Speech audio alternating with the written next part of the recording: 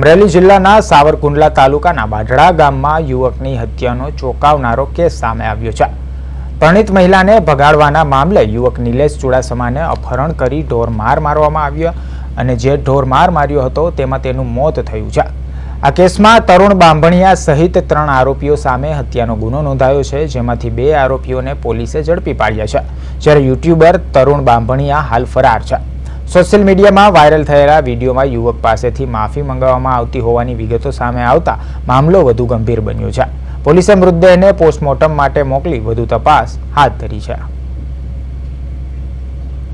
તારીખ 30 એપ્રિલ 2026ના રોજ Savarkundla rural police સ્ટેશનમાં એક BNS 103(1) 54 અને GP એક્ટ 135 મુજબનો ગુનો દાખલ થયો છે, એટલે કે મર્ડરનો ગુનો દાખલ થયેલો છે, જેમાં મરણ જનાર જે છે એ નિલેશભાઈ ચુડાસમા એ છે।